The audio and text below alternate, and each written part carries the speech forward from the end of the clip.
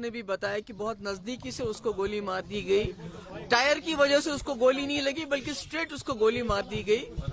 और उसके बाद कठुआ बिलावर में जैसे मक्खन दीन को पुलिस हमारी रखवाली के लिए है, उसको इतना टॉर्चर किया कि वो खुदकुशी करने के लिए मजबूर हो गया।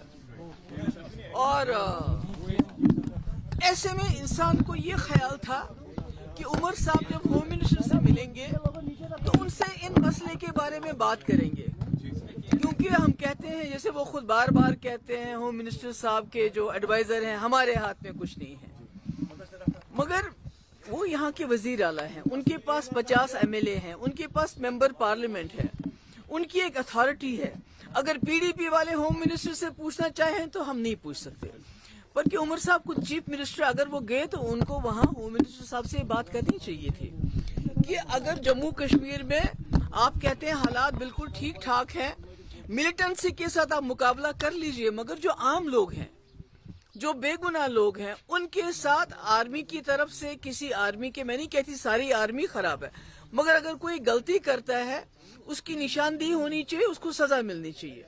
इसी तरह जो बिलावर का SHO है उसके बारे में आमतौर से ये शिकायत है कि वो वहाँ लोगों को, नौजवानों को गिरफ्तार करके उनसे पैसे वसूल करता है, जो पैसा नहीं देता है तो उसको मिलिटेंसी के इल्जाम में बंद करता है।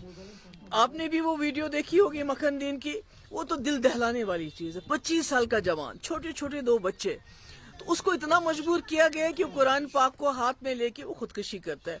तो मुझे लगता है कि उमर साहब को ये चीज ध्यान में रखिए। स्टेटहुड तो ठीक है, आज नहीं कल नहीं परसों स्टेटहुड तो मिल ही जाएगा, मगर ये जो जम्मू कश्मीर के लोगों ने इतनी बड़ी तादाद में वोट दिया इस सरकार को, कि सबसे पहले तो जान है तो जहान है। स्टेटहुड तब है जब इंसान जिंदा रहेंगे।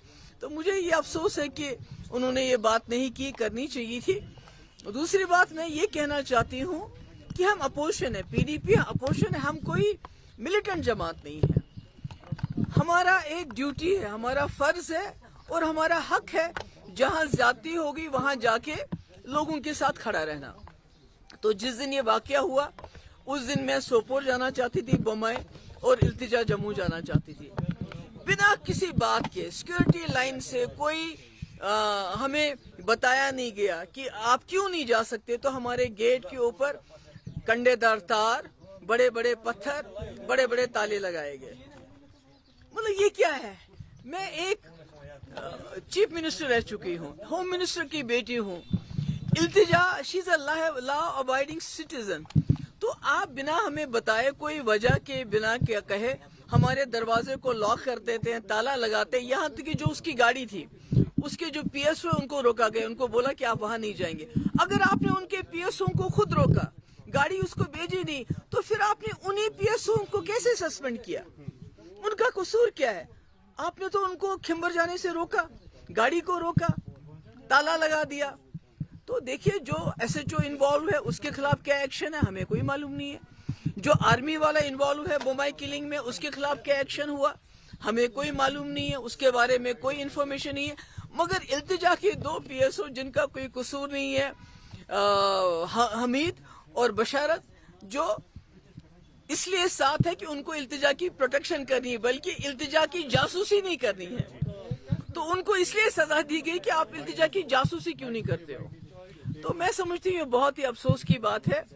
मेरी गुजारिश है गवर्नमेंट ऑफ इंडिया से कि जम्मू कश्मीर के आप इस रिश्ते को घसीटिए मत,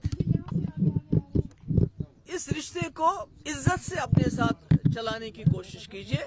और वो तब तक नहीं चल सकता जब तक जहां जो ह्यूमन राइट्स वायलेशंस होती हैं, जब तक उसमें आप जो रिस्पॉन्सिबल हो उनको अकाउंटेबल नहीं बनाएंगे। उसके लिए आपको एग्जाम्पल बनानी चाहिए। बम्बई में जो हादसा हुआ और जो कठुआ में हादसा हुआ, उनको सख्त से सख्त सजा दी जानी चाहिए। और जो इल्तिजा के जो PSO है, जिनको खामा में आपने सस्पेंड किया है, उनका सस्पेंशन ऑर्डर रिवोक करना चाहिए। अगर आपकी आंख में थोड़ा सा وہ کہتے ہیں نا کہ لحاظ ہے. جو دلی کے الیکشن کے ریزلٹ آگے بڑھ رہے ہیں اور گٹھ جوڑ کر رہے ہیں, کیا آپ کو لگتا ہے کہ یہ بات سچ ہے یا I have no comments to offer on